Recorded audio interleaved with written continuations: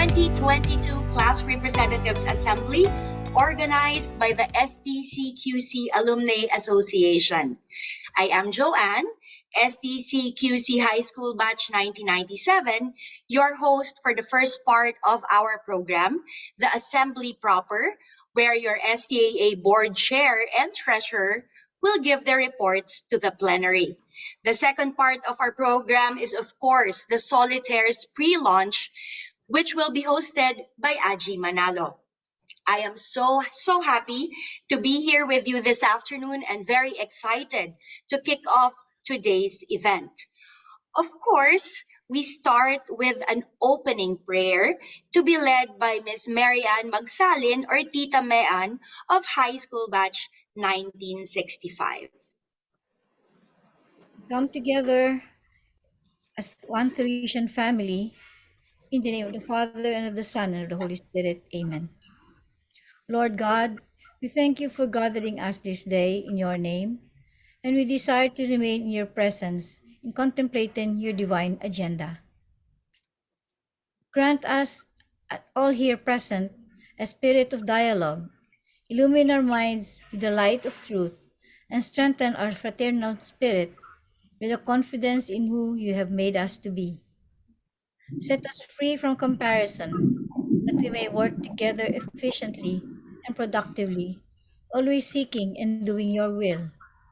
All this we ask through your Son, our Lord Jesus Christ, and your life-giving Spirit, one God, forever and ever. Amen. Our Blessed Mother Mary, pray for us. Saint Theresa of Avila, pray for us. Mother Marie-Louise de Maistre, pray for us. In the name of the Father, and of the Son, and of the Holy Spirit. Amen. Amen. Thank you, Tita Mean. And so we now go to our program proper, the Class Representatives Assembly 2022. And for this next part, I would like to introduce our new chairperson in the STCQC Alumnae Association. Our new chair is Marisa Salomon Go. She is a full-blooded Theresian, having studied in STCQC from kindergarten to college. She graduated from STCQC in 1974 and worked for most of her life as a real estate professional. Now, while she still dabbles in real estate from time to time, she now spends most of her days reconnecting with friends and classmates. She's a doting mamila or Maya to her 8 grandkids as well. She's a boundless source of enthusiasm and energy when it comes to working with us, her colleagues in the STAA. And so we are very happy to have her lead us. Let us all welcome our chair, Miss Marisa Go. Thank you, Attorney Joanne, for that wonderful introduction. I feel truly blessed to be with you all this afternoon. As your current chair, allow me to make an account of what has transpired in the STCQC-AA since January 2022. As a newcomer in the STCQC-AA board, I had the distinct honor and privilege to be elected as your chair in February. I certainly had very big shoes to fill in the place of former chair Yari Salafranca Riventa. I, however, did not hesitate to accept such an appointment because I knew I had the support of strong but warm women, not only live and breathe the Theresian values that we so cherish, but also very passionate to serve the alumni community. To thank the outgoing members of the STCQC board for their service to the community. Nico Dison, Jai Rebentar, Margie Rico, and Tita Chip Vinodica. We welcome the new members, Joanne de Venecia Fabul, Joyet Opson, Osang Opson Oliveros, and yours truly. I present to you the members of the STCQC-AA Board for 2022-2023.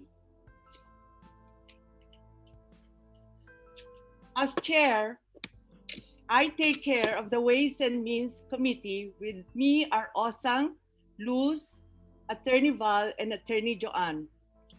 Our vice chair, Chiel Soriano, heads the Theresa Awards Committee. With her is Dr. Emma Manyala. Lulu Cinco is our corporate treasurer. Working closely with her is Annie Lu and Aji. Attorney Val Gonzalez is our corporate secretary, also with the Student Care Council and the membership committee. Arieta Bonging Rayola, our homecoming queen, works with Osang and Joyet. This is the busiest committee that works 10 months in a year. Bonging is also involved in the Himig Undaya Choral Group. Attorney Grace Anore is our internal auditor. She makes sure that all government requirements are met by the STAA. Attorney Joanne Fabul is in charge of the Student Care Council with CAN and BONGS. Rosana Osang Oliveros is a member of the Ways and Means, the Homecoming, and the Terry Gibbs committees. Dr. Emma Manyalak heads the Terry Gibbs and also a member of the Theresa Awards Committee. Marilee Orosa, our project head and chief editor for the Solitaires book. Agnes Aji Manalo heads the Himig Undaya, our STAA choral group. Luz Mercurio heads the Alumni Development Committee, under which is the Tere Talks. Mary Ann Mian Magsalin, our prayer team head. With her are Webb de los Reyes, Aji, and Pichi Santos Viola. Scarlett Joyet Hobson is a member of the Homecoming and the Marketing/Communications Committee. And last but not the least is Cancan Ramos, our Public Relations Officer in charge of the Marketing/Communications Committee, together with Attorney Joanne and Joyet. And finally, we have Anelu Dandan, our Operations Officer, our punong abala all year round. She is a member of all our committees. Siya ang kaibigan ng lahat. The highlight of each year is the Alumni Homecoming held every Saturday of January. The Silver Jubilarian Batch of 1997 hosted this year's homecoming entitled Illuminate 75 Years of Teresian Brilliance, which is in line with the 75th anniversary of the founding of our dear alma mater in 1947. This is the second homecoming that was held virtually following the onset of the pandemic. While we miss the spirit and the energy of face-to-face festivities, these virtual homecomings defied the bounds of geography and enabled Teresians from all corners of the globe to come together not just to watch, but to experience and participate in the homecoming. Despite the challenges that we all face in this pandemic, the Teresian spirit of generosity has proven to be steadfast. The jubilarians of 2022 were able to raise a total of 4.2 million pesos for the various beneficiaries in the STC community.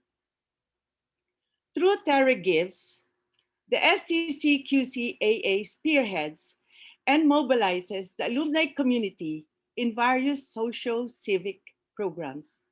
Last Holy Week, Typhoon Agaton wrought destruction across parts of the Visayas, and despite everyone being on vacation, we were able to send 500 family comfort kits comprised of family-sized blankets and thick plastic mats to areas in Samar and Capiz provinces. This is in partnership with the GMA Kapuso program or foundation, who took charge of transporting and distributing the items to the affected families. My own high school batch 70 sponsored the talk Investments for Seniors, held via Zoom last May 28, 2022. Our speaker was no less than Mr. Eduardo Francisco, the president of the BDO Capital Corporation. His lecture, advices, and tips certainly enlightened not only the seniors in the group, but also those who are still building their careers.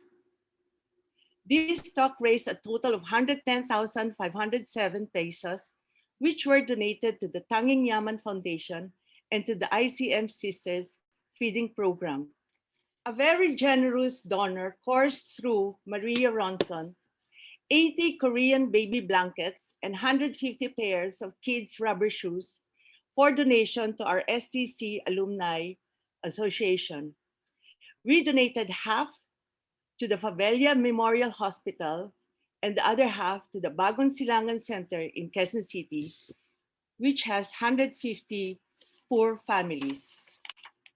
We are looking forward to help public school children in the far-flung areas by providing them with much-needed school supplies via our School Bag ni Theresa program. To date, over 10,000 school children have been provided with school supplies expected to last throughout the year. Since the beginning of the pandemic, the STC QCAA prayer team, together with the ICM sisters, lead the Alumnae community to rosary prayer every night at 8:25 p.m. We continue to pray for those who are sick and suffering, for everyone's intentions too. If your batch or group of classmates wish to become prayer leaders for a week, please do contact Miss Mary Ann Magsalin of our board at talktous@stcqcaa.org. Earlier this year, virtual auditions were held for the Himig Undaya, and so our alumni chorale was able to welcome eager new members to its group.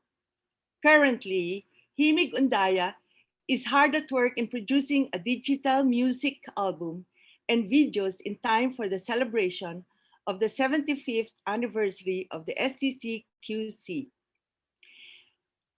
In keeping with the STCQC celebration, we are proud to announce the very first book published by the STCQCAA coming this October 8, 2022. STC is a precious multifaceted diamond whose brilliance radiates through the carat, color, clarity, and cut of its alumni. Solitaires is a collection of remarkably diverse stories by Theresian alumni from different eras, spanning 1950s to the 2000s.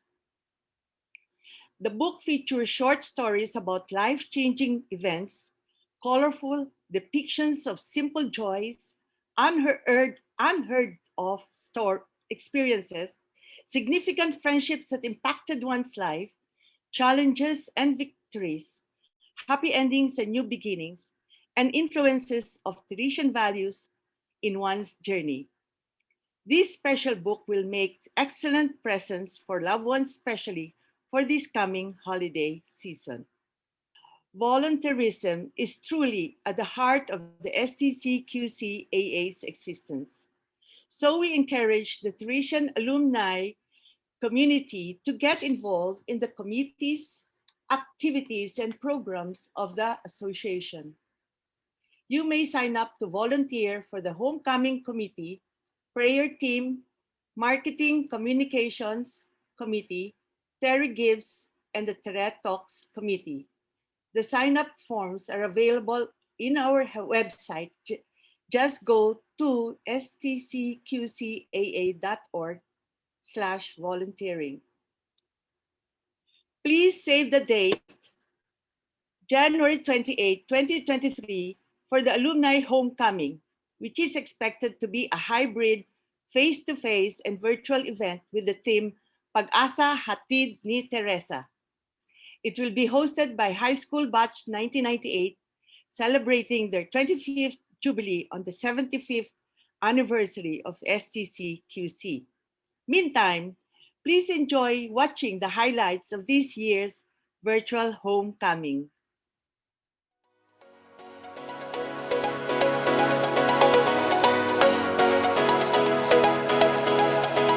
in 25 years, High School 1997 will be the Golden Girls.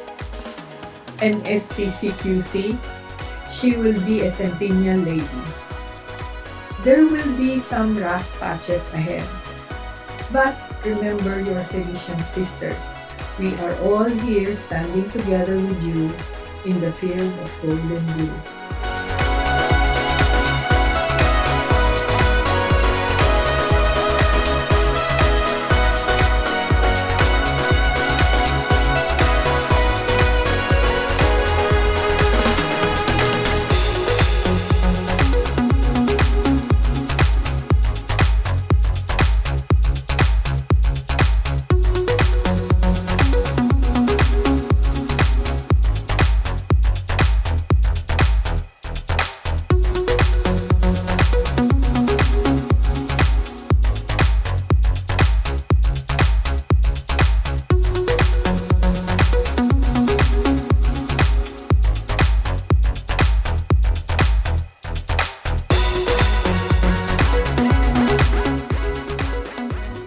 Education is the most powerful weapon which you can use to change the world.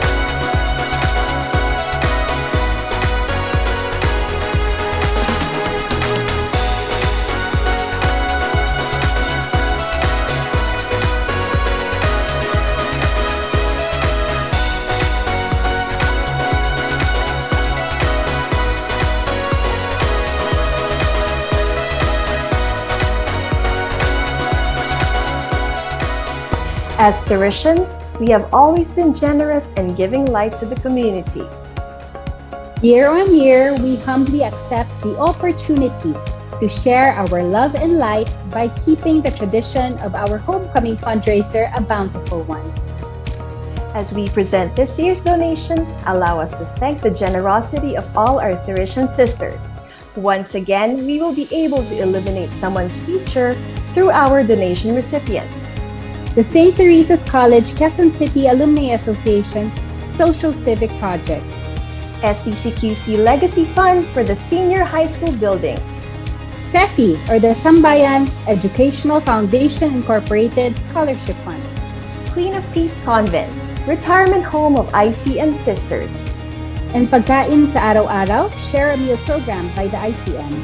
Now, Batch 1997 is passing the torch to our sisters from Batch 1998 for our next homecoming activity. This is now your chance to continue the brilliance that is our Theresian legacy. Batch 1998, let your light shine and be a blessing to others. Follow the trail of Theresian light and continue to illuminate.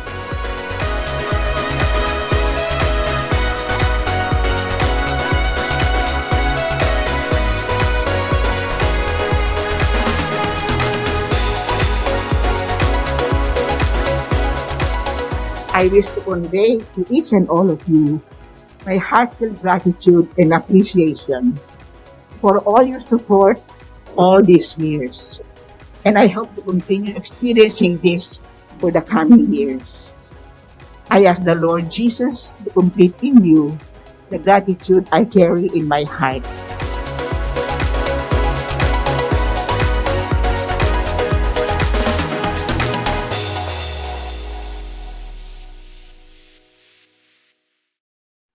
I wish you all good health of both mind and body for the rest of the year and in the years to come.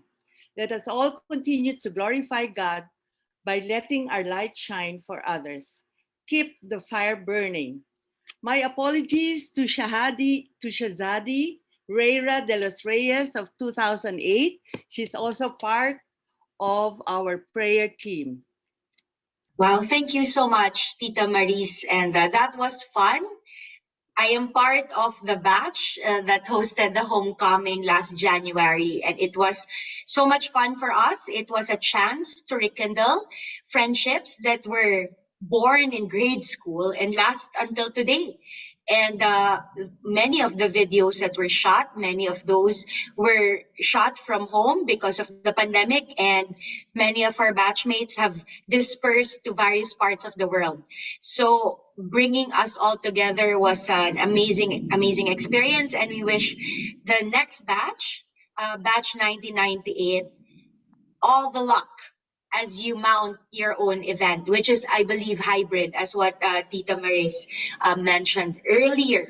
Okay, so now we move to the next part of our program, which is the Treasurer's Report.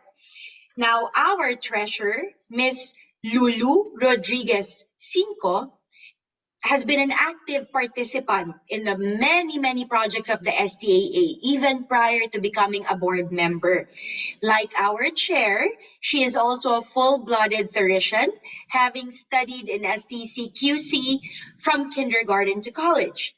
Now, after leaving STCQC in 1971, she spent most of her professional life in the banking industry. Prior to becoming our treasurer, she was always present when there are school bags or hygiene kits to pack and give away. She is a third-generation Theresian. Her grand-aunts, mom, sisters, and cousins are all Theresians. Today, aside from being our treasurer, she spends time with her sisters, friends, and classmates. Let us all welcome our STAA treasurer, Ms. Lulu R. Cinco. Tita Lulu, take it away. Thank you, Joanne. I'd like to report to you the financial highlights of STAA as of June 30, 2022. The STAA was able to collect a total of 576,000 in membership dues during the homecoming in January. This includes TFL, Theresa for Life, fees, and annual membership dues. Total donations collected from jubilarian batches during the homecoming are as follows. For STAA, we collected 1,443,000. To the Legacy Fund, 895,000. For Queen of Peace, 425,000. For the SEFI Scholarship Fund, 1,060,000. For the Pagkain sa Araw-Araw ICM Feeding Program, 170,000. And for the Student Care Council, 210,000, totaling 4,203,000, 4,203,000 pesos. Now we go to donations collected from the Terry Talks. The Terry Talks called Inventory Investing for Seniors, sponsored by the high school 1970 class, collected a total of 110,507 pesos, of which 79,550 pesos went to the Tanging Yaman Foundation and 30,957,000 for the Pagkain sa Araw-Araw program. We'd like to inform you that as of from January to June, our big ticket items were 327,000 in administrative costs and 116,000 for the homecoming expenses, totaling 444,000 pesos. Please note that our homecoming was virtual, so we only spent about 116,000 for the whole affair. Regularly, for face-to-face homecomings, we spend an average of like 300,000 for the event. Rest assured that all your donations are properly accounted for and given to your chosen recipients. We'd like to thank you in advance for your generosity and support. Thank you so much, Tita Lulu, for the treasurer's report. And now we go to an exciting part of our program, only because it's raffle time. Okay, so we're giving away 5 raffle prizes, and I think our dear Bongging is the one controlling the virtual roulette. So because of the pandemic, we have a virtual roulette already. So let's go, Bongging. Who will be our winner?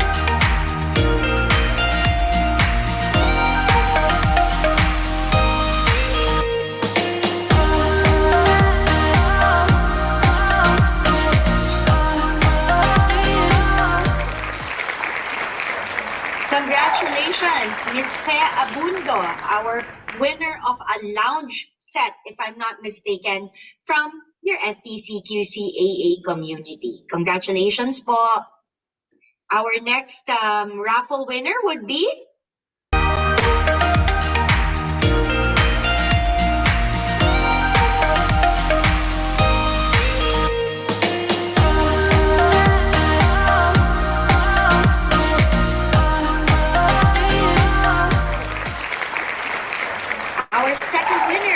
Miss Teresita Nazareno. Congratulations. You win another lounge set. Okay, so congratulations. Next, please.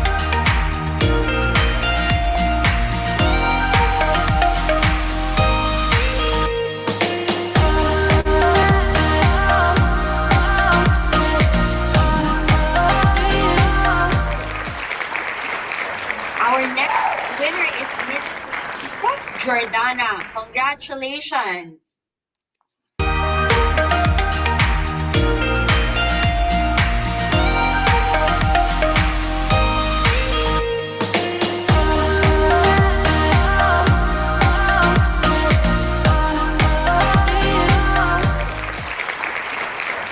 Okay, our next winner is Miss Dita Okay, so I guess the name wasn't spelled out completely, but I think there's only one Dita's S. So congratulations. Our last winner for the raffle for this round.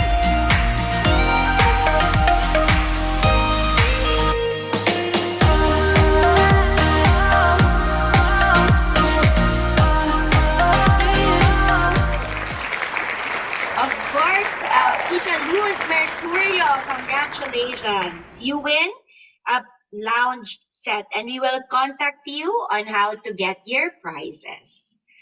All right, so now we are done with the Class Representatives Assembly 2022 program proper. We thank again our chair, Miss Marisa Go, for her report, and Miss Lulu Cinco for the treasurer's report. We now go to the second part of our program, the pre-launch of Solitaires. And I would like to now turn over the hosting duties to Miss Aji Manalo.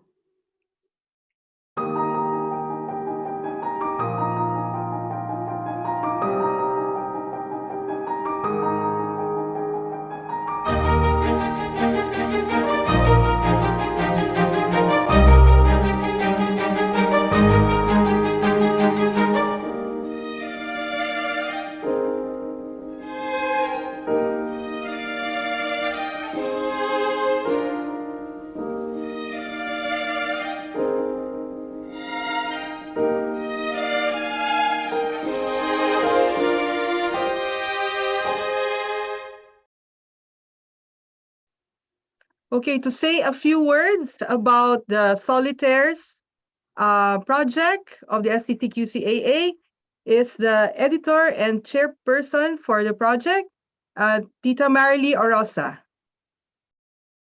Hi, everyone. How nice to see the faces of the writers. You know, I know you only because of your stories. And how nice to associate a pretty face with a wonderful story. Okay, Solitaires was born as a gift of STCAA for the 75th anniversary of our school. And so we wanted to do a collection of stories, an anthology. Stories on challenges, on victories, on triumph. And so we decided to use the word solitaire. After all, the diamond is the symbol of the 75th. And so that is so appropriate for St. Teresa's. STC has become our depository of diamonds. We're like all uncut gemstones when we enter the hallways of St. Teresa's. And we all emerged, hopefully we all emerged as women of substance, as girls of great value. And because of what we have become and what we are still becoming, the diamond is really glittering, sparkling because of us. So the facets of a diamond, which usually is about 52 facets, and some go all the way to 72, are us, are your stories. So each of your stories add to the brilliance, add to the sparkle of the STC Solitaire. Okay, so when we started, we said, let us divide the book, or let us call for entries that talk about the 4 elements of a diamond. So 4 C's: carat, cut, color, and clarity. So for the stories that revolve around life-changing events like broken relationships that have become victories, miracles, etc., that went to the category of carat. For those that remember or wanted to feature a wonderful person in one's life, like a father or a whole class or a best friend, that went to the category of cut. You know, the cut, because the diamond is different cuts, like heart shape, the round, the emerald. So are the stories in the cut category, so different. And then for the color category, we put their stories that are, you know, really fun and memorable, or different, unique stories. I will cite an example, like the story of Christina Cinco, because she wrote about bird watching, or the story of somebody winning a bicycle race or whatever. But color is fun. And then clarity, that is the category where we put stories on realization of dreams or epiphanies or, something deep or profound. So we have a total of, would you believe, 80 stories. In the beginning, after a few months, we only had 49, but there was a call for at least 75, and we did so, but now medyo sumobra, 80. But 80 beautiful stories, we accept the extra. And then what else should I say? What are the qualities that are found in the story? It's the qualities of the diamond, toughness, sturdiness, resilience, and of course, brilliance, because each facet of the diamond reflects the next facet. So that's what we are. We are the different facets reflecting the light of STCQC. I just want to thank all the writers, and you guys are brave, courageous to share your stories with us. And I just want to name the other people in the editorial board who worked so hard. Would you believe we worked for a year? And we have day jobs. And these are Lorna Calao-Tirol and also Evelyn Opilas. They know that this was going to be a long journey, but they were so up to it. And I am so happy to have had this team of hardworking writers.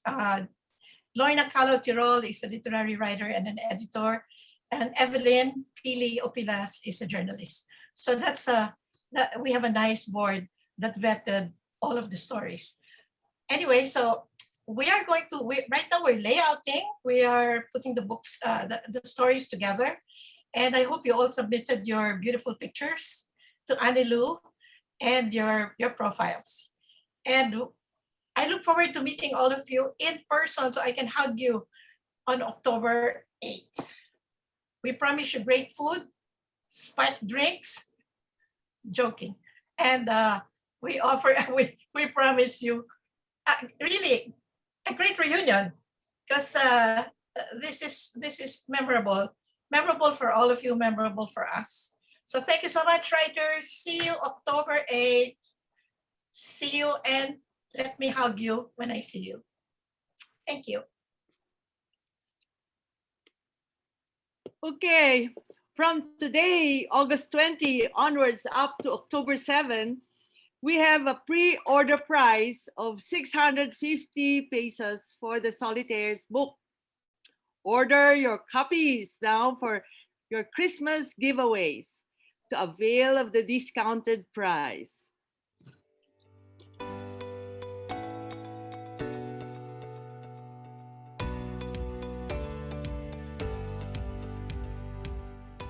Hi, good afternoon. A pleasant and relaxing afternoon to everyone. My name is Aji Manalo from SCCQC Batch 85 and current board member of the SCCQC-AA. And I am your host for the second part of this class reps assembly entitled Diamonds in a Rhinestone World, to pre-launch Solitaires, our book project offering for the 75th Diamond Jubilee celebration of the St. Teresa's College, Quezon City. So today we are presenting to you 4 of the 80 Theresian authors, preeminent personalities in their respective fields, a brief glimpse at their life story after STC. So without further ado, we give you the first guest. Our very first guest is a distinguished faculty member of SCCQC, and it's none other than Miss Lucila Ocampo Di Pianco, an educator. Tita Baby, or Mrs. D, as she is fondly called by her former students, attended STC Manila with a degree in AB, BSE, and Ateneo Graduate School, MA in English. She is Oscar's wife, which incidentally is Tito Oscar's birthday today. Happy birthday, Tito Oscar. And mom of Joseph, Gerard, Mark, and Stephen, and their spouses and grandma of 8 grandchildren. She taught at SCCQC High School and College departments until May of 1969, when the family migrated to the US. She taught English with the Los Angeles Unified School District for 31 years until 2000, and was rehired as a teacher consultant until 2005. friends. Let's all welcome Mrs. D. Hi, Tita Baby. How are you? It's fine. I know it's way past my bedtime. It's 11:54, but I'm still so high with all the adrenaline rush waiting for this portion of our program. Thank Actually, you. actually, I listened to every word of each report that started this evening, and I'm really more than anxious to find out the new set of officers and the plans they have for this year.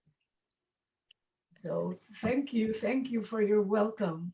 And Thank you thank you for very much. asking me. Well, thank you for staying up late. I know we No, would have pre-recorded this one, but you really wanted to be here with us with the adrenaline rush. And of course, I'm sure you took coffee or something, no? no, I No, didn't no need. coffee. No, I don't think I need coffee to stay awake. And I bet I'll be still awake until actually Oscar's birthday is tomorrow. Oh, it's still tomorrow. It's already the 20th there. That's Yeah. his real birthday, but here in LA, it's only the 20. We The still have 19th. 4 minutes before the 20th. It's still, well, it's still Friday. All right, Mrs. D, as what your students call you. Can you probably tell us? Well, of course, you're more popular in the more senior um, alumni group. Um, so maybe if you would like to tell us your involvement with STCQC. Well, I started teaching at STC QC in 1960, 61 school year, and I was all of 21. Wow. Prior to that, I had already taught a couple of years, but only on a part-time basis, and it was at another school. I was working towards my master's, and so I couldn't teach full-time, and I just taught in the morning.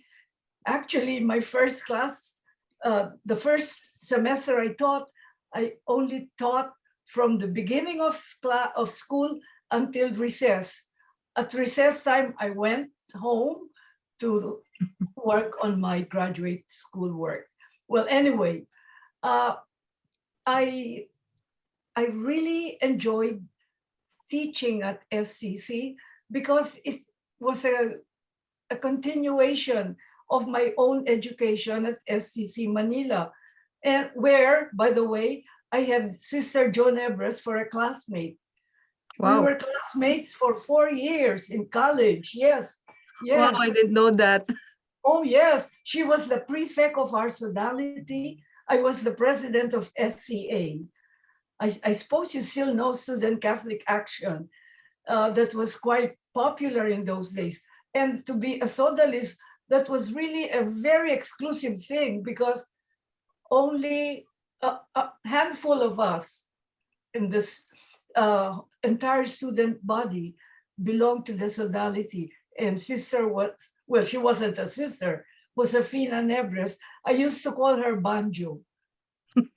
She was the prefect of the sodality. Well, Oh, I see. anyway, my love for STCQC, I'm sure, stems from my devotion to STC Manila. But an added layer came about with my association with the student body, with my students. They were not only my students, many of them so faithful and true, they never forgot me through all those years. And in 2000, when I retired from LA Unified School District, I was surprised how close we really have been all the time. And so with the advent of email, we soon had our e-groups. And in 2000, upon our retirement, Oscar and mine, we started attending homecomings. So in 2000, we had the homecoming of Class 65. It was, I think, their 35th, if I'm not mistaken, because my math is not so good. So every year, I decided, if we can do it, why can't we? Why don't we go to the Philippines? And so from 2000 until the last one we attended, 2020, just before the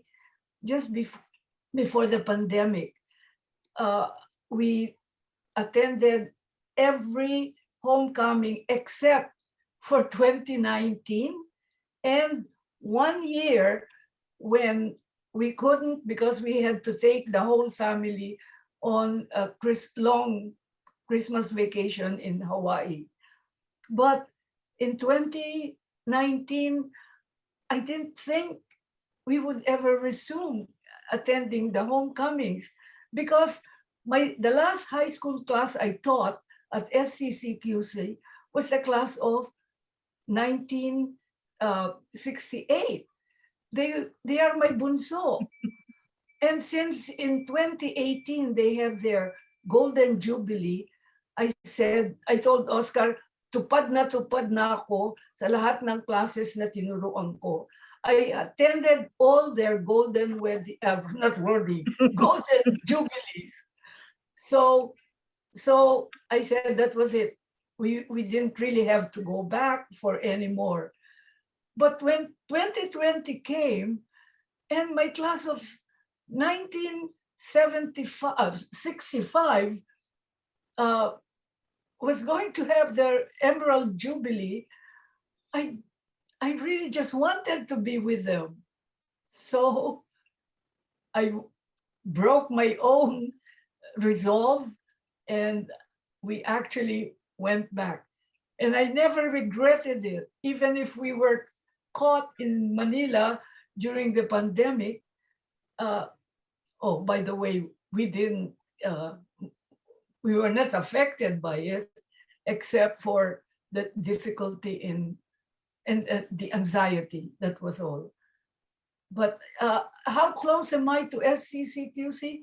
As close as I am to each one of the students I had taught from 1960-61 until 1968. I also taught 3 years in college, at the college department, before it folded up, unfortunately. But it's all in God's plan. So Tita Baby, you went to the States, migrated to the States in 1969. Yes. So, so you also went to the States to teach? Yes, actually, I wanted to teach only for a couple of years. Oscar and I never thought of staying here in LA for good. But as it is, one thing led to another. We were going to go back to the Philippines around 72, 73, but then martial law came about, and many of our friends advised us not to come home yet. Wait until this is over. So we waited and waited and waited some more. In the meantime, our sons, we have 4 sons, as you said, were growing up, went from elementary to high school and college. By the time martial law ended, they were either in college or out of college, and there was no way we could go back, because they had been not only educated here, but they have their ways set already. I'm and sure. It would be really a real uprooting. And who knows if the transplantation will succeed. And so we took a gamble. We took a chance of coming here in 69, thinking we would just stay maybe 2, 3, but not more than 4 years. Not all this time. Now I've spent more than half my life here. And so I can't even compute how many years we have been here, all I know is more than half my life because I'm almost 84. Soon I will be 84. And so I'm sure I was much younger than 42 when we came here. I think I was. So Tito Baby, can you tell us, you went there and you taught there. How different was it to teach, as a professor and teacher and mentor? What was the difference between a Filipino student and, well, an American student way back in 1969? Day and night. The difference between day and night. You see, here, my students were not only disciplined, not disciplined like puppets, but they were lovingly disciplined, and they were loving in being disciplined. I never had any problems with anyone because it would be unheard of to have problems with students that a teacher cannot resolve herself. But you see, the classes here are set from first period to the last period. All the classes were all the kids were together from class to class to class, and they don't move from the classroom. It's the teacher who travels from class to class. In LA and in most of the US, the kids are programmed in their classes just like college students in the Philippines. They could be with anyone, and because it is not just a girls' school like STC. Here we have both the boys and the girls, and you can just see all the consequent effects of that, all the flirting and all the machismo and all the trying to show how manly they are, and so many fights on campus, and then having different classmates in every period. And of course, for me, it was easy to have my classroom the whole day. The kids are the ones coming in every period. But that's not really an advantage even for the teacher, because in transit between one class and another, so many things could happen in the hallways or out there. When they go from one building to another, they can start fights, hair pulling, sabunutan sa mga babae, fighting over a guy. Ay nako, I've seen that so much na hindi mo maiisip mangyayari sa STC. So, the difference is not only in the academic setup, not only in the social conditions, but also economics. You see, here, STC, we are more or less upper middle class. But in the classes I taught, the school where I taught, belongs to the lower, maybe lowest stratum of society. And so the consequent socioeconomic problems are there. And but you know what? No matter how socioeconomically deprived my students at Bell High School were, they were not disadvantaged intellectually, mentally. There is not a single Ivy League school I did not send a student to. Be it Harvard, Yale, Princeton, Columbia, each of those schools has had at least 1 or 5 or 10 of my students. In fact, I've kept a folder with copies of my letters of recommendation and the letters that I got from deans of admission. thanking me for recommending such and such students because they had become assets in their own scholastic settings. So I'm proud of that, and I'm happy. I can't really compare SCC with my Bell High School as far as the characters and the minds.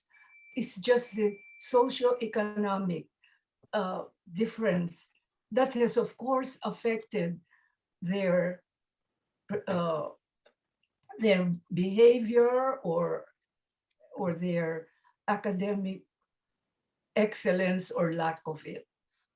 But I guess what you have done for these kids at Bell High is really commendable. You know, as a teacher also, I guess you are so proud of them that you're able to send them off to this to a future for them. No, Yes. I mean, I myself, I'm experiencing that, and it's really so fulfilling to have these kids go on with their lives. You know, Yes, I'm happy yes. that you've had that experience also.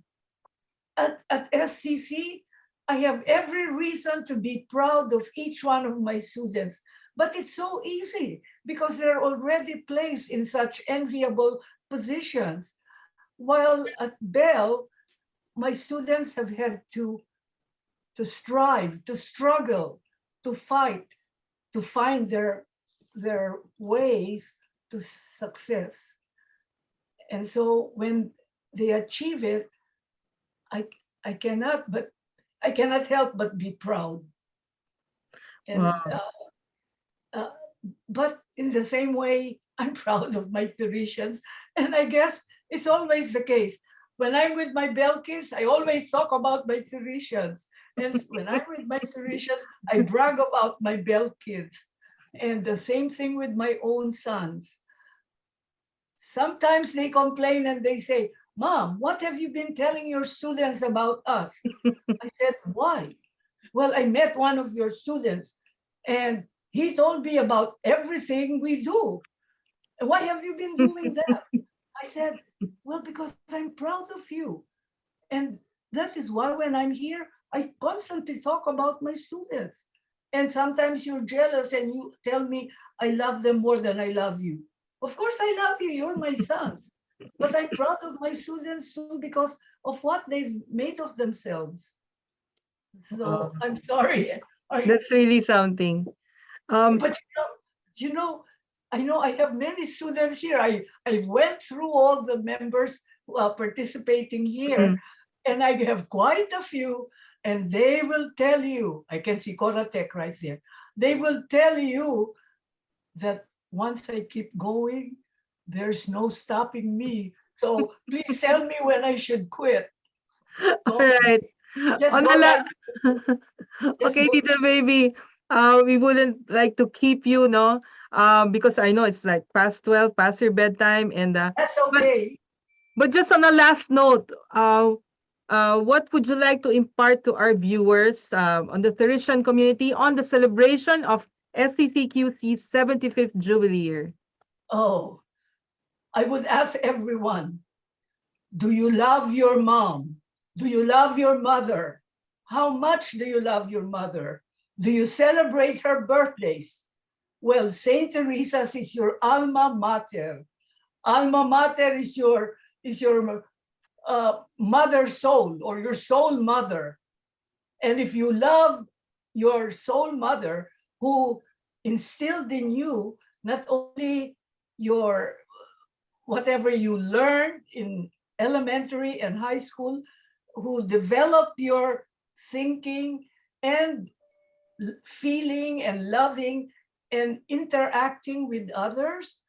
Well, if you love and value all your upbringing, there's only one way to do it: celebrate your mother. And I think all of us can celebrate the 75th anniversary of SCCQC by participating in every activity that is possible for you. Of course, if I cannot write a sentence, I cannot put a paragraph together. I cannot contribute to Solitaires, but I can at least contribute to Solitaires by ordering my books. And so, and it's not just Solitaires, it's for everything. Attending the homecoming, participating, contributing, not just money, but remember our T, our time, our treasure, and our talents. So love your mother, love your alma mater, because she is your mother, and do everything you can to celebrate her 75th birthday.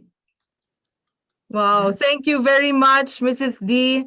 Tito Baby, thank you for staying up late for us and sharing your life and love to the SCCQC community today.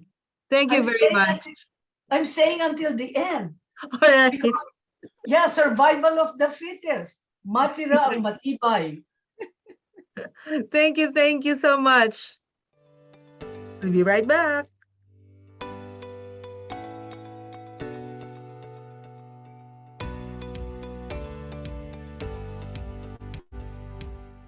Hi, and we're back. Our second guest author for the Solitaires is Miss Joyette Hobson from SCCQC Batch 96, and is one of the new board members who joined us earlier this year. She is a business person and a triathlete, an advocate for women empowerment through sports, and has traveled to many countries to swim, bike, and run. Friends, let us all welcome Miss Joyette Hobson. Hi, Adi. Hi, everyone. Hi, Joyette. Thank How you are for you? having me. Good. Thanks for gracing this afternoon's class reps assembly.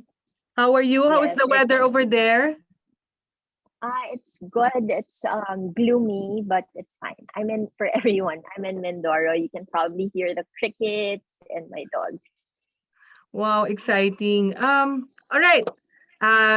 We're here. This is an interview. So actually, that's one thing that I am so interested in at this late stage in my life. This is my dream. I want to be an athlete. So describe the life of a triathlete. What have you been doing? How did you get into this? What's the training involved? Paano yun? Actually, Aji, like diba, in STC, there's not a good sports program. Let's admit we don't have a good sports program in STC apart from, let's say, volleyball or basketball. Our PE was Philippine dances and everything. So like other girls, or I grew up dancing. So I was a dancer. I did ballet until fourth year high school. So I was never an athlete. Although I did swim, ganyan, and run, because my brother is an athlete also since he was young. So he started doing triathlons at age 14, and it was something that to me, I thought my brother could do, but I can never do it. But in my 20s, I actually started late. I was already 26 when I started. And you mentioned that you want to be an athlete. I guess dreams, yes. Actually, triathlon is something that you can start later in life. So I started when I was 26 because basically I just wanted to have a better lifestyle. I was always going out, partying. Diba? Parang I realized we had so much freedoms kasi 90s baby ako, 90s and 2000s. We had so much freedoms. Our economy was good and everything. So I had the time to like just enjoy, diba? After work, you're parang working na, and then after you're going to look for things to do. So in around 2006, I said, I needed a healthier lifestyle. And because my brother was an athlete, I said, maybe I can train like him. And so that's how it started. And because my brother was top athlete. He held the Philippine Olympic distance record for 10 years. So Wow. it was a big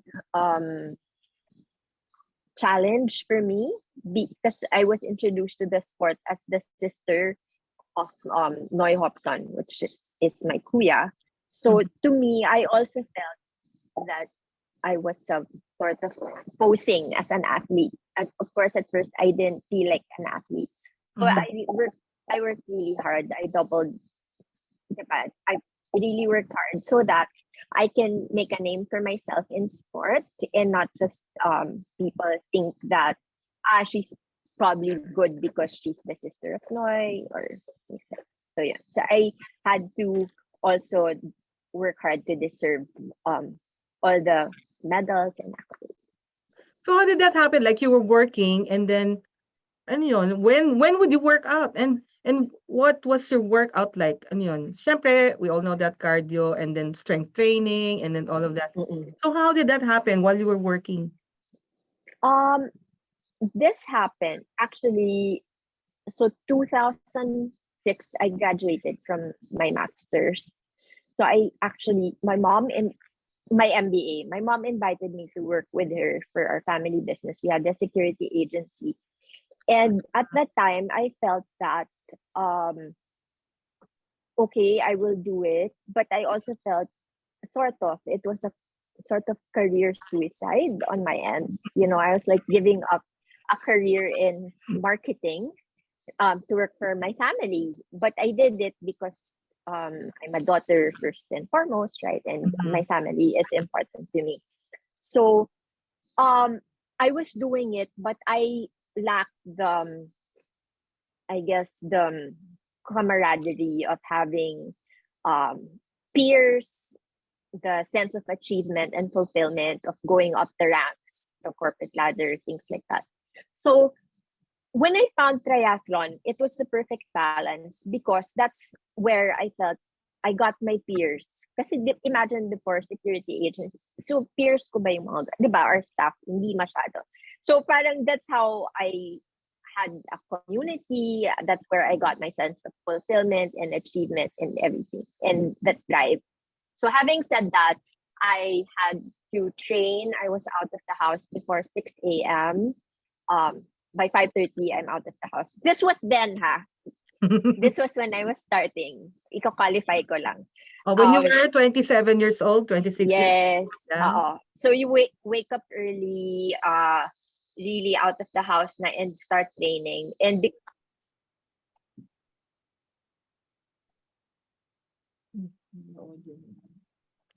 Joyet, I think we can't hear you. There's a... okay. All right. We have a little technical difficulty right now. We'll just wait for her to come back. In the meantime, let me give you a dance number. Sige, go.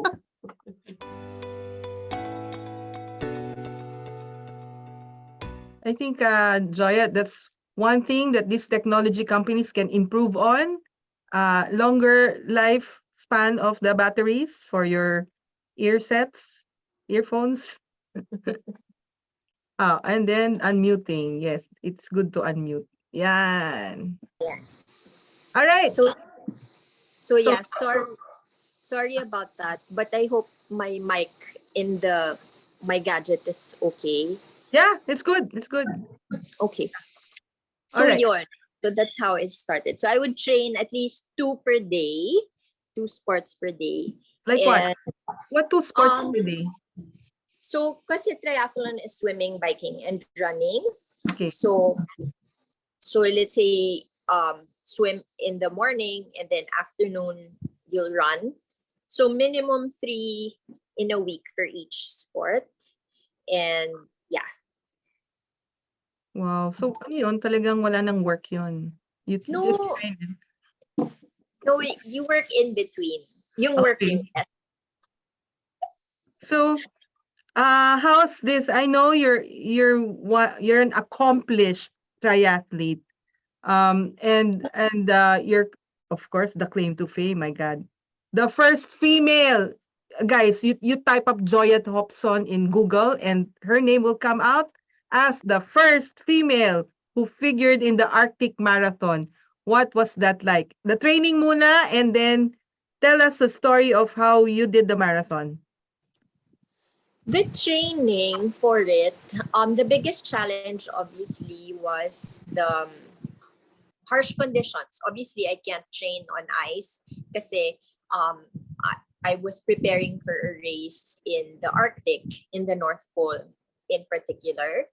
And because I couldn't train, diba, wala naman tayong snow, I had to make do with, I had to be creative.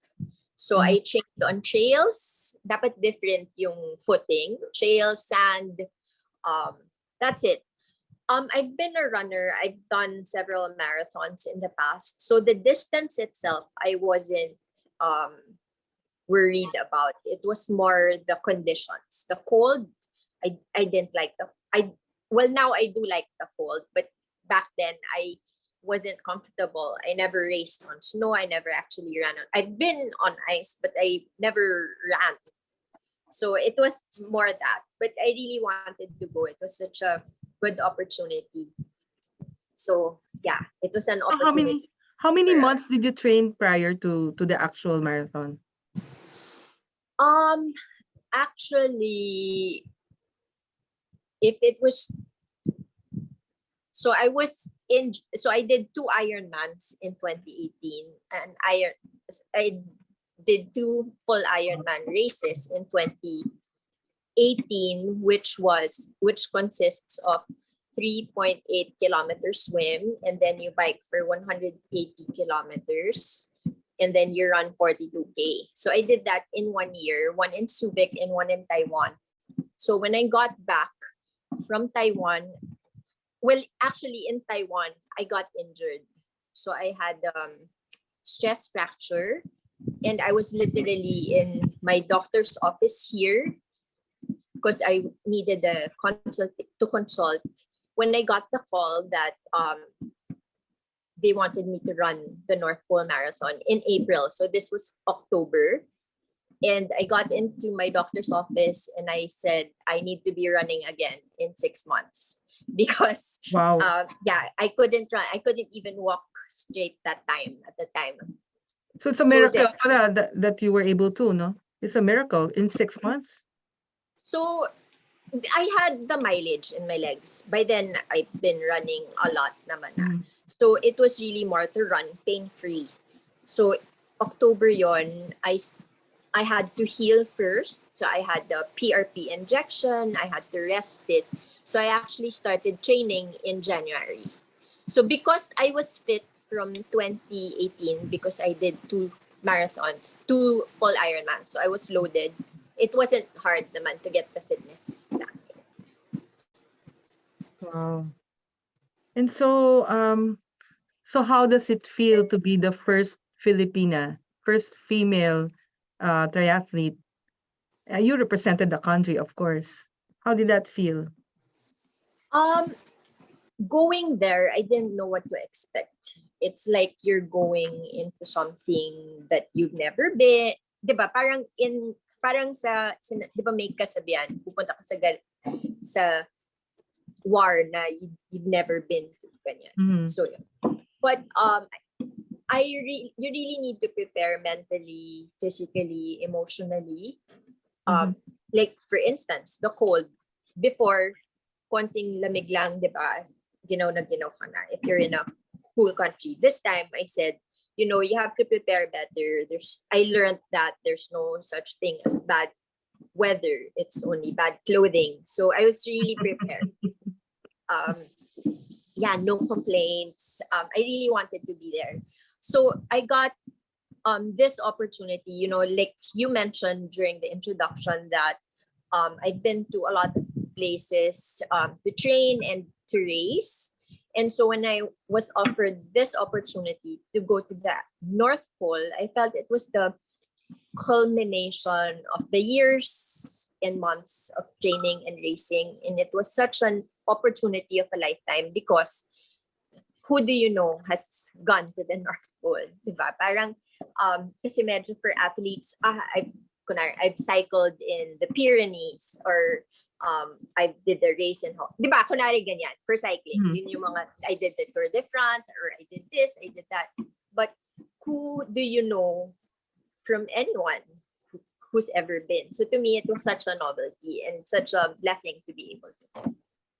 Wow. So you had corporate backing on this, no? Yes. You had some support, of course. Yes. So I was offered by FWD Insurance to go. I actually joined the company in 2018. So I met the heads. So when I was going to be in the company.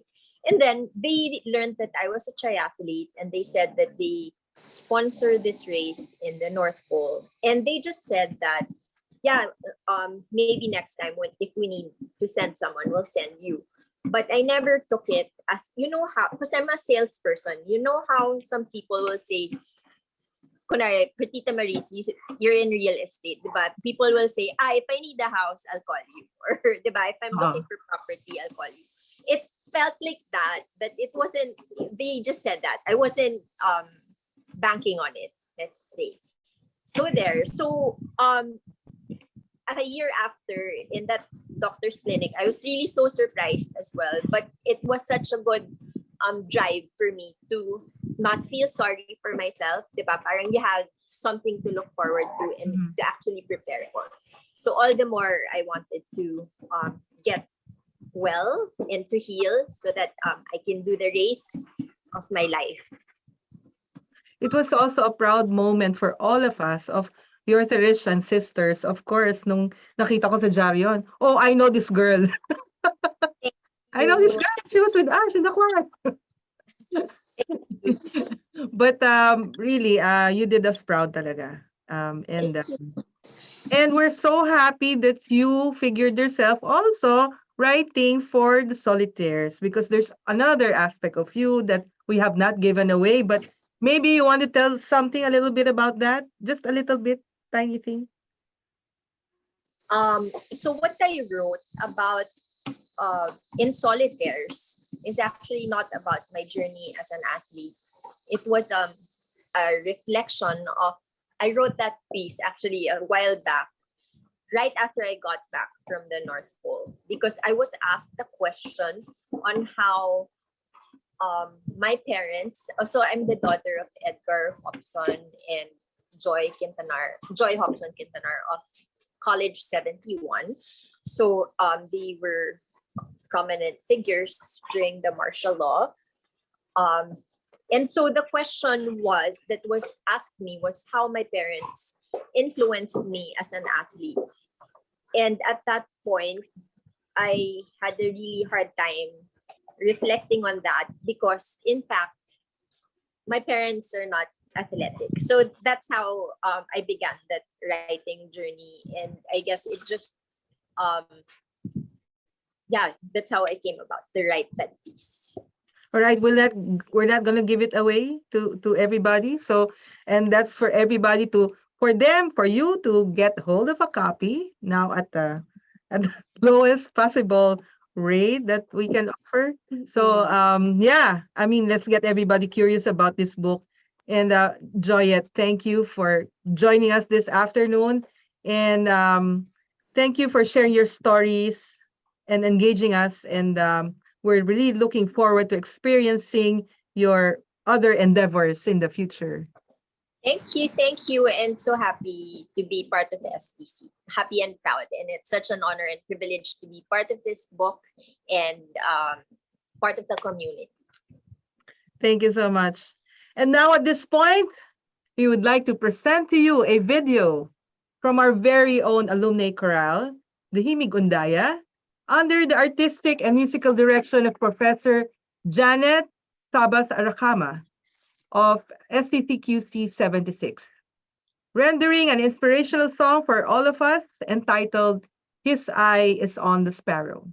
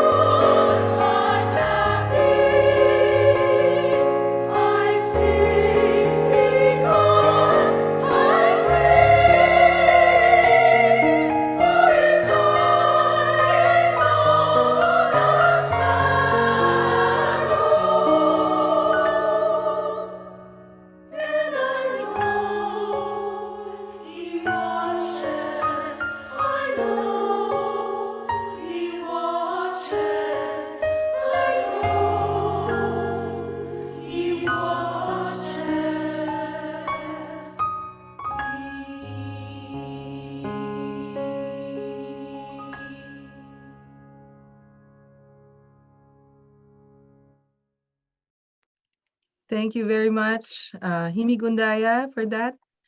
And on to our third author for today is none other than Miss Thelma Sioson San Juan, journalist and editor. Miss Thelma studied at St. Teresa's College QC with a degree AB major in journalism and Stanford University in professional publishing.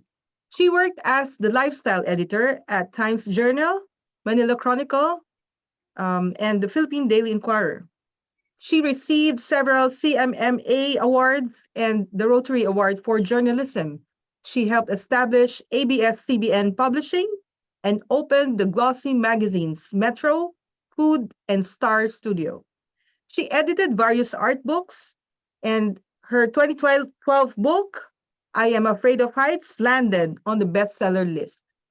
She founded The Diarist, ph.ph, a website of personal essays with journalism colleagues in 2020.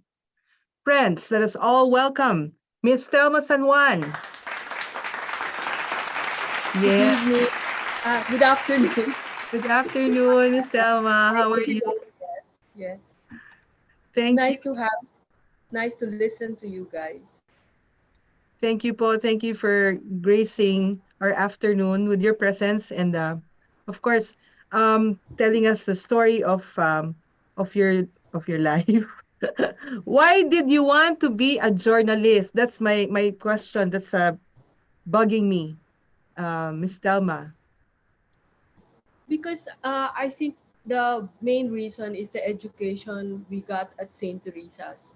I don't see any other overriding reason because St. Teresa's taught us, first of all, you have the English composition where you're taught how to we were given index cards where in high school where I think even grade 7 where you're trained to write introduction, you pass the index cards, and then the body of the composition, you pass the index cards. So you're taught how to build a piece, Mhm. and then we also had diagramming. I don't know if the students today have that, but that gives you an idea how to construct a sentence and so on. But most of all, St. Teresa's also, we had good literature teachers who taught us how to love a story. You know, I remember even Macbeth, Shakespeare, the presentation, the teacher is so good that we would be listening in suspense and we ended up giving some classmates nicknames from Macbeth. There was a love of books because I remember we were supposed to submit one book report every weekend. So talk about not being allowed to have a life, right? So you make your book report at the end of the week and you submit it, I think, the following day. So it's almost like in your DNA, the brand, the love of the word, and also reading, and also because I don't think I will survive math because every morning, you know, I think we have math drills, very verbal, oral, and you're supposed to solve the problems mentally. But like I said, that's when I learned how to lip sync because I would just mouth answers along with my classmates. So, and then in college, we were lucky enough. In high school, one of our teachers was Loris Guillen. She was a composition teacher. And then in college, we were only 5 journalism students. So that meant that we had all the time of our teachers like Bibsi Carvalho, who would bring us to Channel 5, to the Manila Times, and so on. And we had a good photography teacher like Romy Vitug, and they were, in other words, hands-on in the journalism and photography. And then we had for speech and drama, we had Lino Broca, which perhaps not many people knew that Lino Broca was St. Teresa's teacher. And he wasn't Lino Broca yet, so he was always having headaches about Teresians. Well, talking about being at the right place at the right time with the right mentors. Yeah, Wow. yeah. That was it was something. a privilege, you know. We really had very good teachers who inspired us in our future career. So And to who's me, the writing is like proof of life, even in my old age now, you know. Yeah. Oh, well, so who were the other Theresian journalists that whom you had the chance of working with or just simply know of, who at some point inspired you to be in this field? I think many journalists, I wouldn't say majority, but many were Theresians. They're from St. Teresa's. That's why writing is kind of in their DNA. But the ones that I know, of course, you had Lorna Tirol, who was with me in the Chronicle and Manila Times. And then Hilda Cordero Fernando, the, the well-known author and book writer, was a Teresian who didn't love the way the the nuns did it. She was more in love with Mary Noll. She kept telling me, and then I remember Hilda calling me one time and saying, "What are you doing?" I said, "Why? We're putting up magazines like Metro and so on." Thelma, why are you nurturing a generation of women who know nothing but lip gloss? And that's because she was against the fact that we were opening style magazines, fashion magazines like Metro, Society magazines. You know, it must be the Teresa in her, even if she wouldn't admit it.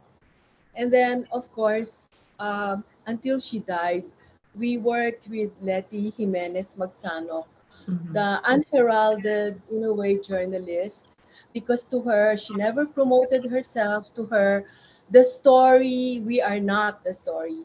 We writers and journalists are not the story. But you see, she was an icon of democracy. Where even when during martial law, when she lost her job at Panorama Manila Bulletin, when she and Tita Eggy, she helped Tita Eggy build Inquirer. And when she was Inquirer editor-in-chief, although I was not working with her, I was with ABS now and then, Mhm. she single-handedly as editor-in-chief, I would say, uh, brought down many administrations as uh, as what uh, Mr. Sobel said. She made it uncomfortable for the day for any politician there was. I mean, she was behind the many exposés that I think were defining moments in our contemporary history, Mhm. like the Hello Garcia expose, the pork barrel expose, the during the Arabs' time, the Jose Velarde expose. And I saw that to her, journalism was a 24/7 thing, even if, you know, she ate death threats for breakfast and Mm. libels. You know, I remember one time when I picked her up, I was still with ABS, but I picked her up after office, so that would be around 10 o'clock, 10:30, or close to midnight. And then she just motioned to the driver to stay because she was gonna ride with me and I was gonna drive. And then we were getting lost in along Ayala, Makati Business District, looking for the condo of a friend where we were gonna have a midnight dinner.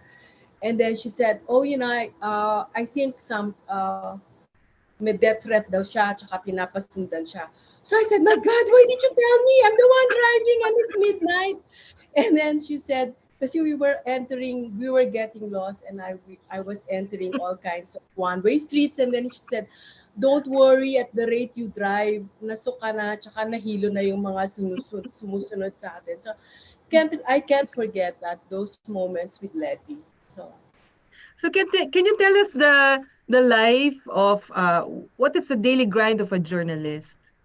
Before, kasi syempre ngayon iba na with the well, digital internet. uh, it's really a grind. There's no such thing as you time out, or you know, even in the morning when you wake up, if you're an editor, you're already thinking of what stories to run that would scoop your competition. And then you spend the time networking, calling up sources, And then if you are an editor, you in the afternoon you edit all the stories so that it would meet the deadline. And then in my case, as lifestyle editor, because I chose to go to lifestyle when I graduated, I didn't want to work I didn't want to cover Marcos politics, I mean, in the Marcos regime. So I said I'd rather cover family and culture. And in my case, I would be editing, meeting deadlines, but at 6 o'clock, I would have to put on my makeup in the car and change into my cocktail clothes because I need to watch a fashion show and then after that, dinner. So it's not something that kind of ends. So I remember all the decades I worked. I had 2 months of complete rest, and that was when I gave birth. And I remember one of my sons when he was young, and we met our publisher, Maritzi Prieto. He pointedly asked her, "Why do you let my mom go home so late at night?" And Mrs. Prieto didn't know how how to answer. And same thing like editors like Letty, it's a 24/7 thing.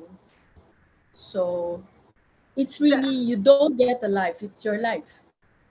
I guess that's all about passion, no? Talking about passion. And Theresian drive, because I remember 1 a.m. I found Letty and we were still at the newsroom, and one more girl. And then Letty said, the other girl, si Esther, is also Teresian. And then she said, talagang Teresian? So tayo lang nagtatrabaho dito sabi ganon. So, yun. She said Yeah, it. that's really well, that's oo nga eh. Even here with us here in the board, we always talk about that because we're Theresians, then that's the reason why we do this. We're Theresians. I don't know if the students today would even have the same experience, but in high school, we were even quizzed about the thesaurus, the dictionary. So we were forced to know the meaning of the words. So that's a very stringent Theresian education, very rigid. Yeah. So, speaking of rigid, no, um, what are the current issues surrounding journalism, the journalism industry today that you feel should be addressed? Well, the fake news didn't happen overnight. I mean, it's been there, I think, building up for a generation. It's just that nobody saw it coming, perhaps. I think mainstream media is fighting for its credibility and the trust of readers. And again, this didn't happen overnight. I mean, if you have people believing TikTok more than what they read in media or newspapers, then who are you to blame? But the content maker also, right? Of course, you have troll machinery, but the troll machinery also just filled up a vacuum. There must have been a space that was filled by that. So the problem of a concern of journalism here, especially here, because we're trying to always build our democracy, is the pursuit of truth, if not truth, at least facts, because perhaps the rigor of research and discipline, writing discipline, is waning. I always tell people, and even si Letty, ganyan, nagtataas ng kilay when we say, the rigor of the newsroom was even greater during the martial law years than now. Because at the time, reporters were supposed to report to the desk every day. Kind of literally, you stand beside the copy editor, you don't sit down, you don't leave until they process your copy. And so you're forced to deliver facts. You're forced to anticipate the questions that will be asked you, but most of all, you're forced also to learn how to write grammatically. So in fact, the reporters then have so mastered their expertise. I think I mentioned this often that we found ourselves, yung medical reporter namin, the one covering health and hospitals, when we were sick, we would ask him for diagnosis. Ganun niya ka-master yung field niya. So now, I think the reporters, I'm not blaming anyone, but you see, they just deliver quotes. So the stories end up like he says, she says, then what, there is no answer to the question. So what did your research or investigative reporting tell you? I mean, it has become, news stories have become a battle of quotes. And so this gave way to very visual TikToks, sound bites, kasi walang ano walang definitive, authoritative, credible sourcing. And then I think also journalists have become celebrities themselves, which nothing wrong with that, except that syempre mas dapat magpawis sa newsroom, di ba? Kesa before the cameras. That's what I'm saying. And also what happens, I think, is the breed of reporters now, just like our kids. Our kids are pampered, spoiled. Their adversity quotient is very low. So even the breed of the millennial reporters now would be spoiled and spoon-fed. You know, they're used to the old people adjusting to them. They're used to parents adjusting to them. How about training our kids to adjust to us and to the conditions that they meet? You know, the realities. Like I remember in the newsroom, I was looking for a editorial assistant at 6:30 and she was out to dinner. I said, "Why out to dinner at 6:30? Why did you allow it?" I asked the city editor. He said, yun ang schedule nila. Sabi ko, but you see, they should follow the schedule of the editors. And then the editor said, paano kung mahirapan yung bata? Ano? Tayo ang mag-a-adjust sa kanila, 'di ba? Hindi ganoon.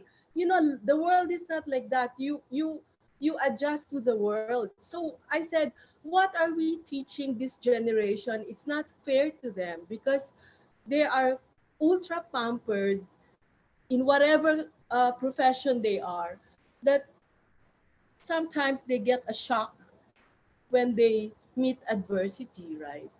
So anyway, I digress. This is where the media is coming from. You don't, sometimes because you want followers, you want likes, you dumb down your viewers, your readership. Tom Ford himself, the fashion icon, said, what will an editor do now if the one dictating the style is the number of followers? In other words, how do you differentiate an editor or a journalist from an influencer who is only 18 years old and, you know, who stands to earn 1 million pesos a year, if not in a deal, never even studied the craft, but he's in a position, in a platform to dictate to you what is happening and what should be done. I mean, that is the kind of quandary or dilemma that a journalist face today or a media person. And I'm glad if whenever I see that, I realize I'm glad I'm retired because it's hard to be competing for number of followers, di ba? Parang, how do you build 10,000, 100,000 followers?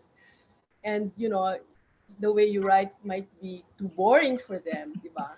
So that is why mainstream media, especially print, or in whatever platform, is at the crossroads, I think, in this generation. You have technology that gives you different kinds of platforms and apps. But then I think the newsroom should believe that content is still king. At the end of the day, it's still facts, truth, stories, and values. Yes, that's where we should be headed towards, no? Instilling values and well, let's talk a little bit about your essay, your story for Solitaires. Just a little bit lang. like a backgrounder, how were you able to come up with your story for this?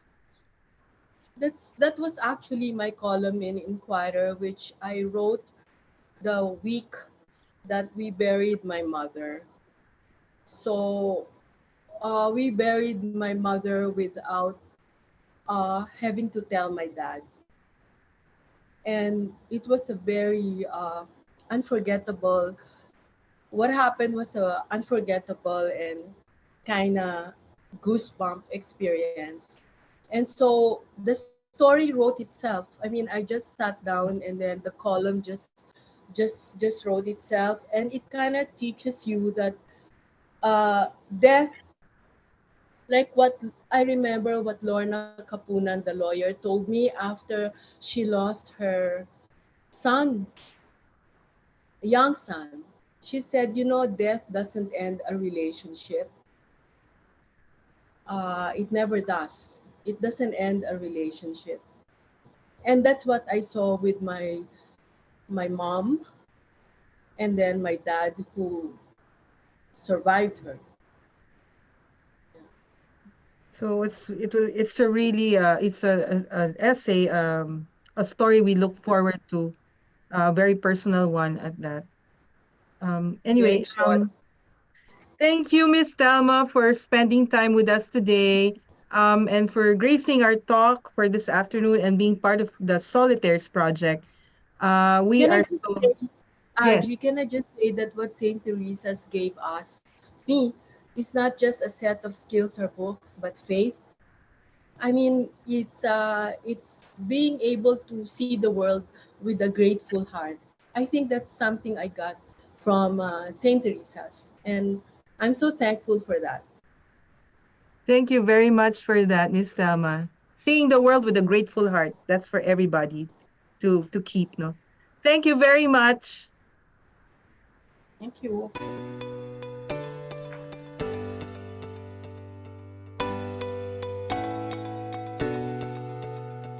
Hi. And our fourth and final guest author for today is none other than Maria Nympha Palarme Ronson, News Media Sales IT Administrator.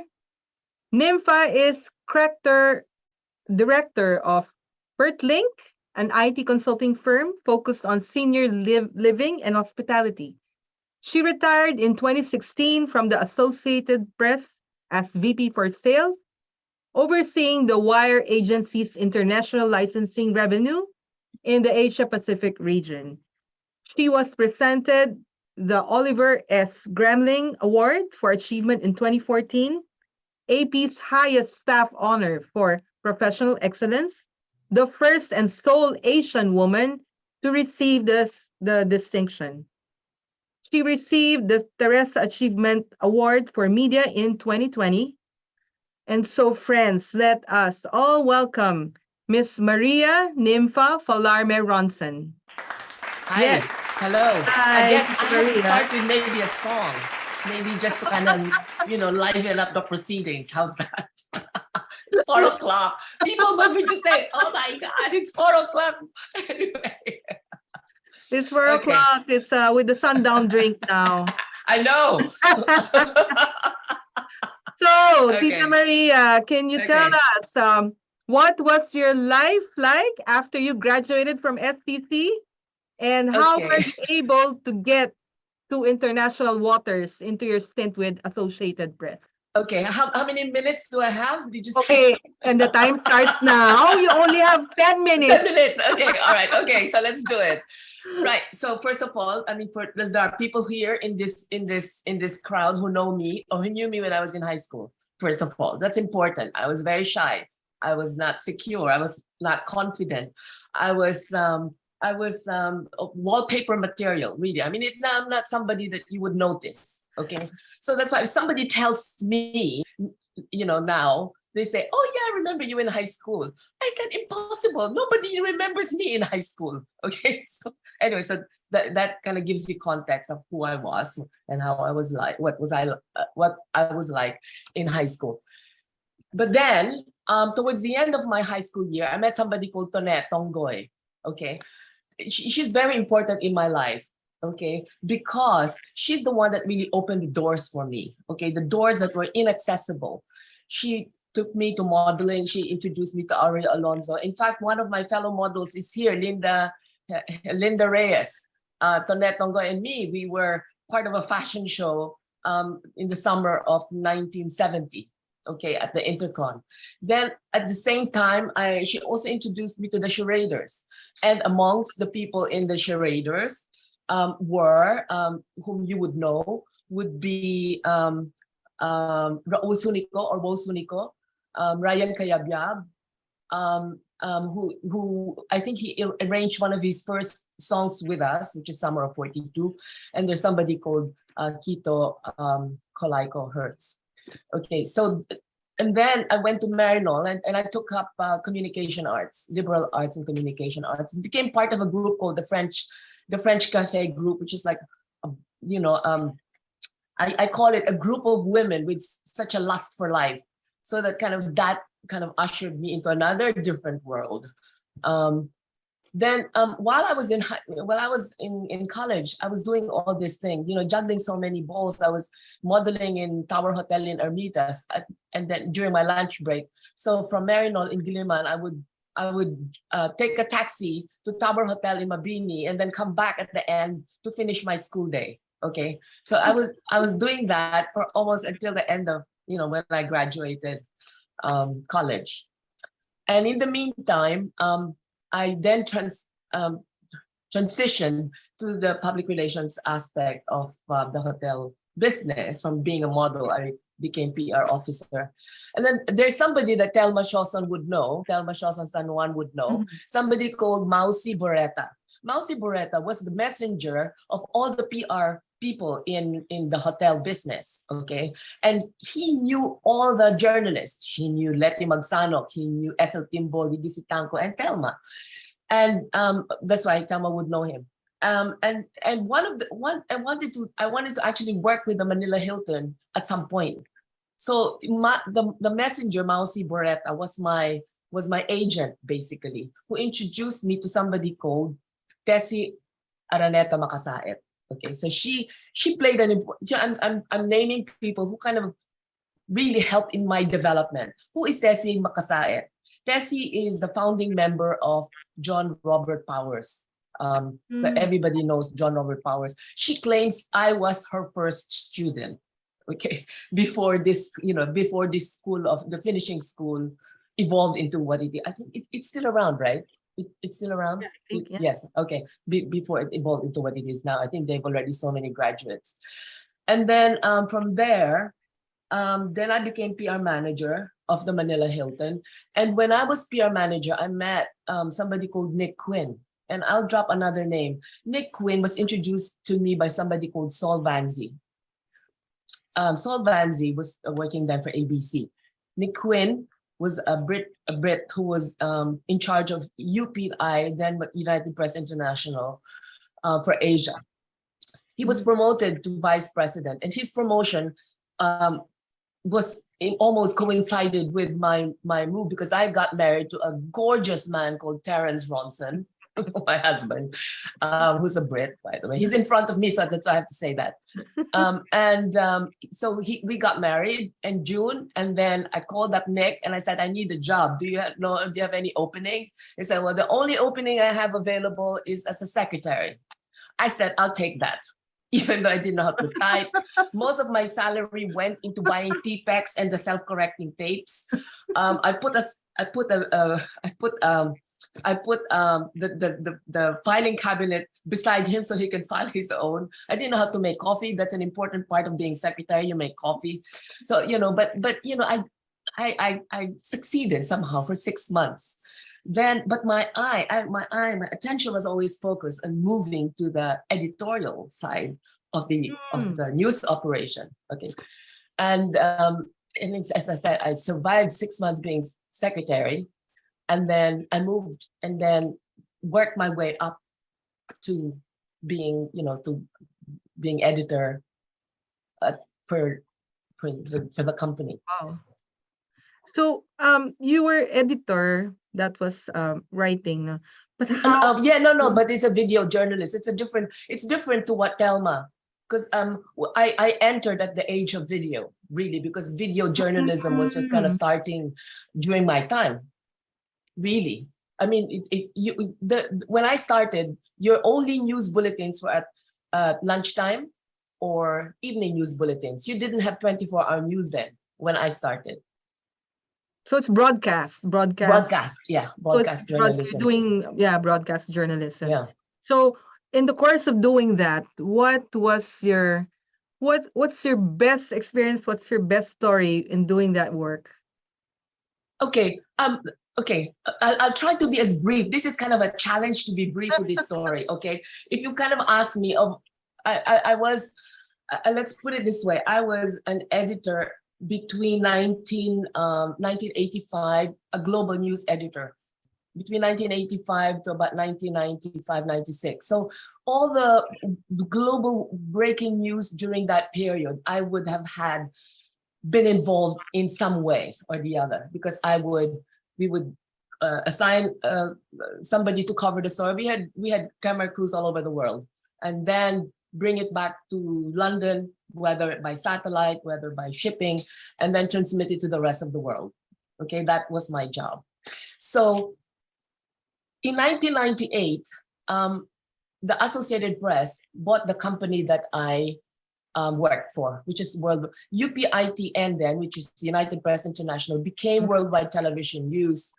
And then we were bought by the Associated Press in 1998, okay? During the merger, there were a lot of people who were made redundant, or a lot of people had left the company. So much so that they needed people to fill up a desk at short notice. At that time, I was already based in Hong Kong. They moved me for the handover. And so they shipped me, they sent me back to London, because I can do the most lowly jobs in the newsroom to the most senior job. So at the last minute, they will call me. So this is the most important date, August 7, 1998. I was a freelancer. Sorry, not a freelancer. I was working as just some rolling body, basically, to do any job.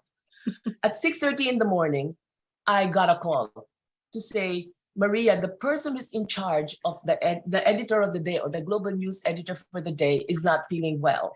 Can you please cover for her? So I said, I had no choice but to say yes. At 7 o'clock in the morning, the BBC World Service announces that the US Embassy in Nairobi has just been bombed. Okay, so basically I would be in charge of trying to get the video that will go with that story. Bearing in mind, if you've been doing a job for a long period of time, you develop a rhythm so that you can do your things without prompt, without anything. But I've been in Hong Kong by this time for like 2 years, and I'm doing a senior job. You just kind of been thrown into deep end, and so now you just have to find your way back into understanding what is the next thing that has to be done. Okay, so I call up as soon as I kind of sit down. I call up Nairobi, and I just find out that the person in charge of Nairobi is in Rwanda, covering the Tutsis and the Hutus fighting, because there was a war at that time. And the only person who was picking up the call in the bureau was the gardener. Okay, so we managed to find a freelancer. Okay, we managed to find a freelance producer who we assigned to cover the story. But we don't have the mobile phones that we had then. It's 1998. Okay, so just even getting anything across this man who was covering the story was just such a challenge. Okay, then the gardener was an important person in this whole operation, because he needed to be told what to tell this freelance producer who was out in the field covering something, and I don't know what he was covering. Okay, then in the meantime, while I'm imagine a newsroom, and then you've got a bank of screens in front of you, And you've got our competitors are Reuters and AP then, because AP was just in the process of buying us. And they were flashing on their screens from 8 o'clock in the morning until whatever, that expect any video on this story any minute now. So, and I just said, oh my God, I don't know how I'm gonna manage this, because I don't know. I said, but anyway, but I am very good at, making decisions, and I will stand by my decisions, and I'm just whatever it costs, I was just saying, I'll just do this. So I just did whatever. I booked the satellite at 11:30, whether this man came back from wherever he is, and the gardener, I told the gardener, find this producer, go to him and tell him to come back immediately for 11:30. It's important that he's back at 11:30. Well, as it happens, he got the video and I got the first pictures out on this big story. So that is to me, to me, I will never ever forget that, because, people were a bit demoralized during that period because we were being bought. You know what? Some of you would have experience of your company being eaten up by a bigger company and you're the smaller company. And it's very difficult. Emotionally, it's very difficult. So when that happened, there was so much celebration in the newsroom. People were congratulating me. And I will never, ever forget that day. So yes, so that was the short answer to your question.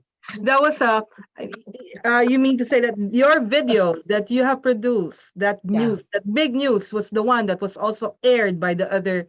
Yeah. So what we do is we get the videos, let's say, of the U.S. Embassy bombing, right? And then that will be, we will satellite that, we'll transmit the video to London, and then we will send that to CNN, to BBC, to Channel 9 Australia, to ABC, to the whole world, to all the broadcasters all over the world, basically. And in my business, if you are just 1 minute late, or even 2 minutes late, 1 minute late, you're late. So that is important always, that you're the first to produce the video. So wow. I was always living on adrenaline every day. And my deadlines were like maybe 5 times, at least 5 times a day. So you understand why I like a glass of wine at the end of my day. Living on adrenaline, and you're a Theresian. Yes, well, listen, I was very good at cramming during exams. Okay, I mastered the art of cramming during exams. Yes. That's why we all do that. We all do that. We're so guilty of that, and that is actually the one that brings us to where we are. Yes, exactly. No, I'm very grateful for those moments. And also the friends that, the most important thing, I think, is the friendship that you build. And something that we've not discussed. And if there's anybody here who's still having second thoughts about attending homecomings, it is the most important thing in our lives at this stage in our lives, to reconnect with people that, I mean, look at Betty Salgado. I hated Betty Salgado because all the boys were after Betty Salgado when we were in high school. I know, because I see her, she's in my, anyway, sorry. But I love her because we see her. She's a batch president, by the way. Well, thank you very much, Tita Maria, for chatting with you this afternoon. Okay. It was really an honor, of course. But sorry to cut this short. But just a tiny bit of preview of what you wrote about in your story for Solitaires. Okay, just a quick, it's just a one line. In fact, my husband Terrence prompted me at lunchtime. When I was about to start my career in journalism, one of the editors said, "You can't be a journalist. English is not your mother tongue." Okay, but with a good education, with ambition and solid determination, anything is possible. Because you know what? After 35 years, the AP, a global news agency, gave me their highest award. That's from somebody who comes from Bulusan Street. Okay, and nothing street. So I'm not talking Forbes Park here, okay? From Bulusan Street. I come from Bulusan Street, and and I've had an SDC education, Marinelle education, and I managed to stand up and be counted. Congratulations on that one. On that, it's a lifelong achievement, I guess. Yeah. we're proud. I am so proud to have met you and been with you. And amuse you. I'm always good for amusing people. If anybody needs to be amused. Anyway, Thank you very much, Tita Maria. And I Okay. think that's it for the pre-launch for our solitaires. And I hope we've enlightened you and probably enticed you in getting your own copy. So thank you very much, Tita Maria, and thank you very much to the Okay. board for doing this, to Tita Marilee. Thank you very much for the opportunity of doing this afternoon. Okay. Thank you too. Thank you to all of you. Thank you to Marisa as well. And to you for hosting it. Thank you. Okay. All right. Bye. Okay. Okay. On October 8th will be our Solitaires book launch. Our regular price by the time will be 750 pesos. So you really need to pre-order at 650. To all our writers, class reps, and alumni, we invite you to be present to our book launch the afternoon of October 8th. There will be lots of good food, as Marilee said, good drinks, and good company. And of course, a beautiful setup. We all excited to see our beautiful setup on that day. Okay. Wow, all right. Thank you so much. We're nearing the end of our program, but I just wanted to quickly chime in, Tita Maria. I just wanted to let you know I lived in Angelo Street. Where are my Laloma people at? So Bulusan is like few blocks away from Angelo Street. I'm very, very proud to have lived half my life in STC in Angelo Street. All right, so we're now going to our last raffle prizes. Right, Bongging? So we're gonna do a raffle, but please do not leave because we're going to have your photos taken.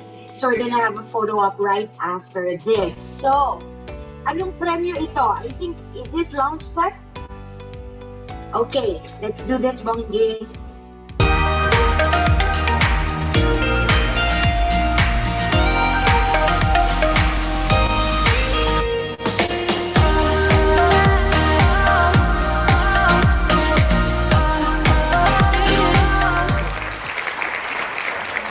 Congratulations, Marilu Reyes. All right, so our next raffle.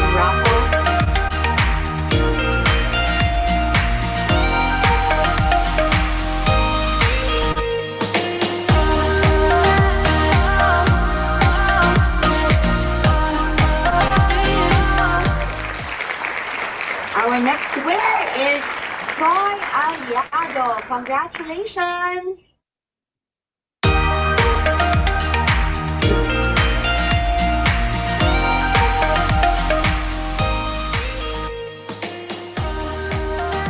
Jackets and prize. Congratulations to our winners. You win a jacket from STC Alumni Association. Miss Tony Bernardo, congratulations. Two more.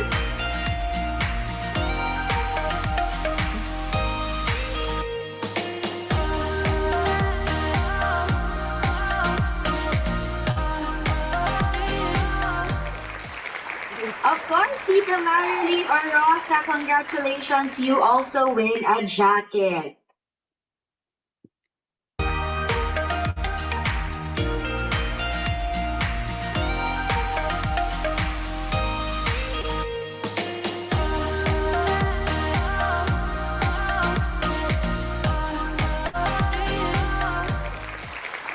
Our last winner of a jacket is Miss Baby Abesami Salvador. Congratulations.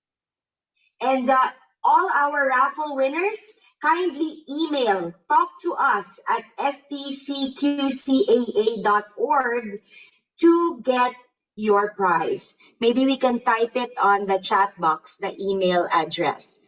And we would like to also thank Miss Linda Sibal for sponsoring our Zoom connection today. She's a batchmate of Tita Maris, of course. So thank you so much, Tita Linda, for sharing your Zoom account with us. I will post later the email address that the winners of our raffle there. Tita Anilo already posted it, so we're good. Now we go to our photo opportunity. Okay, so let's do this. Okay, everybody, we request for you to turn on your camera and just hold that smile. Three pages. Okay, I'll start. Smile.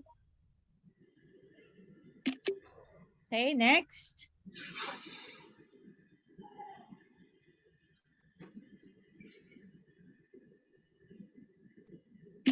Okay, last one.